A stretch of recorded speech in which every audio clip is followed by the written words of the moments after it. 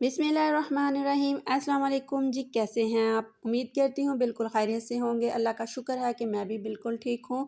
तो जी आज आए हुए थे हमारे घर यहाँ पे मेहमान, तो उनके लिए बन रहा था चिकन पुलाव।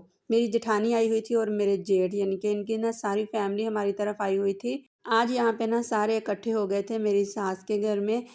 तो उनके लिए खाना बन रहा था, तो मेरी जेठानी ने कहा कि चिकन पुलाव बना लो। तो मैं चिकन पुलाव बना रही थी, हम सब ने मिलके बनाया था। मैं, मेरी नंद थी और मेरी जेठानी थी।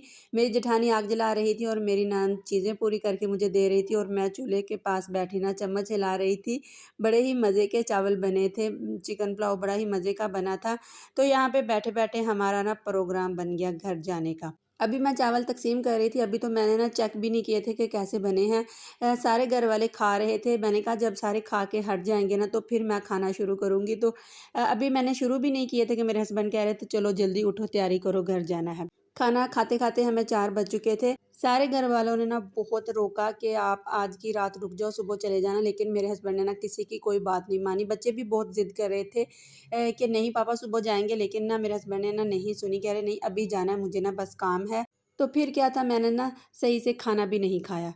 जल्दी से थोड़े से चावल खाए और उठ के ना तैयारी करना शुरू कर दी, क्योंकि सारी चीज़ें बिखरी पड़ी थी। फिर जल्दी-जल्दी मैंने पैकिंग की, जो मुझे चीज़ें नज़र आई, समझ आई, वो मैंने जल्दी से ना बैग में रख ली। बच्चों के कपड़े वगैरह चेंज करवाए और ना हमें ना मेरा देवर और मेरा जेठ थे ना, वो हमें स्टॉप पे छोड़ने के लिए आ गए थे और फिर बस भी आ गई थी। तो हम लोगों का सफ़र शुरू हो चुका था। तो यहाँ पे ना रास्ते में आके हमारी बस ख़राब हो गई थी, यानी कि बस नहीं ख़राब हुई थी, बस का ना एसी ख़राब हो गया था। तो हम लोग ना यहाँ पे मोटरवे पे जा रहे थे। हमें जो सीटें मिली थी ना वो सबसे पीछे, यानी कि एंड में हमारी ना सीटें हुई थी। तो एसी ख़राब होने की वजह से ना जो सबसे पीछे वाले शीशे हैं एसी के टाइम के ना वो खुल जाते हैं, बाकी नहीं खुलते। वो पीछे वाले शीशे थे वो ना खुल गए थे और हमें तो पुरसुकून था। हम तो आराम से और सुकून के साथ ना पीछे वाली सीट पे बैठे थे और बहुत ज़्यादा ठंडी-ठंडी ना हवा आ रही थी। धूप इतनी ना तेज़ नहीं थी। बाकी बस में ना बहुत ज़्यादा हबस था, सिर्फ़ पीछे वाली सीटों पे ना हवा आ रही थी, क्योंकि अगर आगे कोई शीशा खुला होता तो वहाँ से ना पीछे भी हवा आ जाती, लेकिन हम ही सबसे पीछे थे। तो यहाँ पे देखें कितना प्यारा खूबसूरत नज़ारा लग रहा था। यहाँ पे ना तकरीबन आधा पौना घंटा ना बस खड़ी रही है। सोचा नहीं था कि हमें इतना टाइम लग जाएगा। वैसे इसी टाइम पे हम मोटरवे पे जाएँ ना तो हमें सिर्फ़ 2.5 घंटे लगते हैं। वैसे तो अगर लोकल जाएँ तो 8-9 घंटे ना लग जाते हैं, बड़ा ही बंदा तंग होता है। तो यहाँ पे देखिए जी गाँव का माहौल है। सिर्फ़ एक ही घर मुझे तो लग रहा नज़र आ रहा है यहाँ पे, कैसे आराम से खुले माहौल में सुकून के साथ ना यहाँ पे एक घराना आबाद है। तो मेरा छोटा बेटा ये घर देख के कह रहा था कि मम्मा ये लोग चीज़ें कहाँ से लेते होंगे खाने-पीने की?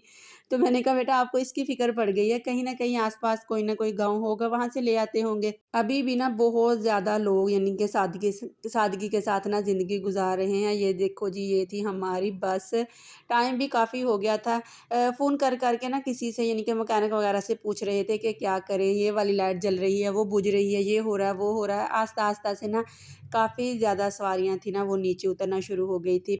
बहुत ज़्यादा कोशिश के बावजूद ना एसी नहीं सही हुआ था, तो फिर वैसे ही ना गाड़ी चल पड़ी थी। हम लोग तो ना बड़े ही मज़े के साथ अपना सफ़र एन्जॉय कर रहे थे। कितना प्यारा लग रहा था खुले आसमान के नीचे, नीचे खुली-खुली सी ना जगह। कुछ फसलें यहाँ पे पक के तैयार हो गई थी, गंदम की फसल थी, कोई-कोई फसल पक गई थी और ना कोई ना अभी रहती थी। कहीं सब्ज़ा था तो कहीं वेराना था, बड़ा ही अच्छा लग रहा था। यहाँ पे ना आस्ता-आस्ता ना अंधेरा होना शुरू हो गया था। तो यहाँ से ना हम लोग पहुँच चुके थे टोबा टेक सिंह पे, मोटरवे पे। तो यहाँ पे कुछ सवारियाँ उतर रही थी, कुछ चढ़ रही थी। लाइटें वगैरह भी जल गई थी क्योंकि अंधेरा होना शुरू हो गया था। बंदा सोचता कुछ और है और हो कुछ और जाता है। सोचा नहीं था कि सफ़र में ऐसा भी होगा। मेरे हस्बैंड की एक आदत है, जब भी कहीं जाते हैं ना तो ऐसे ही बस जल्दी, जल्दी, जल्दी करते हैं। चलो अभी चलो, बंदे को ना पता भी, बंदे के फ़रिश्तों को भी नहीं पता होता कि कब जाना है, क्या करना है, लेकिन मेरे हस्बैंड ना फ़ौरन ऐसे ही करते हैं कि चलो, चलो, चलो। अक्सर ऐसे होता है हमारे साथ ना कि हम सुबह को सोए होते हैं तो हमें कहते हैं उठो चलो। तो ना नाश्ता, ना चाय, ना हाथ, ना मुँह, ना कपड़े, कुछ भी नहीं करते। हम जल्दी से, मैं गाउन पहनती हूँ और कपड़े वगैरह समेटती हूँ और हम नींद में ही ना उठ के चल पड़ते हैं। मुझे ना बड़ा ही अक्सर गुस्सा आता है और बच्चों को भी बहुत गुस्सा आता है। एक तो होता है ना कि बंदे को पहले से पता हो, कोई 2-3 घंटे पहले या 1 दिन पहले, कि हमने ना कल घर जाना है, कोई टाइम बना हो, लेकिन हमारे ना ऐसा बिल्कुल भी नहीं है। अगर कहीं भी जहाँ भी जाते हैं उधर खाना बना पड़ा होता है, उधर ना छोड़ के ना वापस आ जाते हैं। तो दूसरे लोग भी ना परेशान हो जाते हैं कि ये क्या जी? मेरी नंद की भी ना हमारे साथ ही ना तैयारी थी, लेकिन घर वालों ने उसे रोक लिया और वो ना एक बार कहने पे ही रुक गई। तो घर वाले कह रहे थे कि ना आप सुबह चले जाना। तो वो दूसरे दिन वापस आएगी। वो इधर हमारे वाले एरिया में ही रहती है। तो यहाँ पे जी मैं बड़े ही आराम सुकून के साथ बैठी हुई थी। टाइम भी काफ़ी हो गया था और काफ़ी अंधेरा भी हो गया था। मेरा सारा जो व्लॉग है सफ़र का ही है। जल्दबाज़ी का नतीजा ये निकला कि ना मैं कुछ चीज़ें वहीं भूल आई, किसी की कमीज़, किसी की शलवार और तस्बीह, हैंड फ्री वगैरह ना लोशन, ऐसी ना काफ़ी चीज़ें मैं भूल आई थी। तो फिर मेरी नंद की कॉल आई तो कि भाभी आप ना ये वाली चीज़ें भूल गई हैं। तो मैंने उसे कहा कि ले आना, जब कभी आपका चक्कर लगे मेरी तरफ या मेरा लगे तो फिर ना मैं आपसे ले लूँगी। अक्सर ही ना मेरे साथ ऐसा होता है, तो मैं चीज़ें भूल जाती हूँ। जब कोई आता जाता है ना तो फिर ले लेती हूँ। यहाँ पे ना हमें मगरिब हो चुकी थी।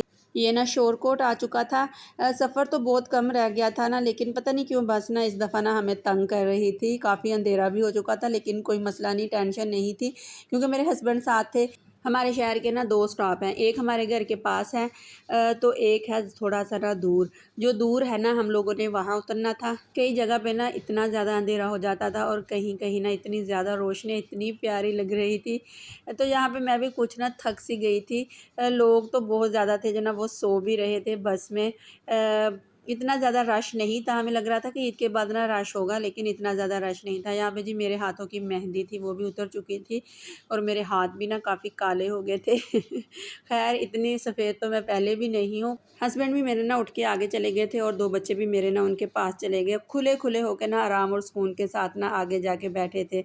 तो जी यहाँ पे आ गया था स्टॉप जो है वो ना अब्दुल हकीम का आ गया था। हमारा सफ़र ना बहुत ही कम रह गया था। घर पहुँच के हमने ना फ्रूट वग़ैरह ले लिए थे, वो खा लिए और चाय बनाई। दूध वाली ना दुकान खुली थी। 9:30 बजे हम लोग ना घर पहुँचे थे, दूध वाली दुकान खुली थी, दूध लिया और थोड़ा-सा ना मेरे पास पहले घर में पड़ा हुआ था, क्योंकि मैं फ्रिज को ना चलता छोड़ के गई थी और थोड़ा-सा ना दूध पड़ा था, वो भी मैंने ना उसमें डाल लिया था, तो सारा दूध ना ख़राब हो गया था। तो फिर हम बगैर चाय पिए खरबूजे वग़ैरह खा के ना सो गए थे। तो यहाँ पे ये बस जो ख़राब थी ना, उन्होंने ना पीछे किसी और बस को फ़ोन किया हुआ था, तो वहाँ से सारियाँ सवारियाँ उतर के ना दूसरी बस में जा रही थी। क्योंकि हमारा सफ़र तो ख़त्म हो गया था, लेकिन बहुत ज़्यादा लंबे सफ़र वाली भी ना सवारियाँ थी यहाँ पे। एसी वाली बस में ना एसी के बगैर बैठना ना बहुत मुश्किल होता है। तो यहाँ पे ना हमें सीटें ना काफ़ी आगे मिल गई थी, हम लोग ना आगे बैठे थे। एकदम ना लोडिंग रिक्शा आया और उसने ना बस में टक्कर मारी। बस का तो कुछ नहीं बिगड़ा, लेकिन ना रिक्शे का ना ज़रा हिल गया था, तो कंडक्टर ने उतर के ना बहुत ही उसकी बेइज्जती की और 2-4 उसके थप्पड़ भी मारे। तो यहाँ पे भी काफ़ी टाइम वेस्ट हो गया था। एकदम से इतनी ज़ोर से ब्रेक लगी ना कि हम लोग ना बहुत बुरी तरह ना डर गए थे। जो लोग ना आराम सुकून से जूते उतार के पीछे बैठे थे, तो सबके जूते ना आगे आगे थे ड्राइवर के पास, तो अब ढूंढ रहे थे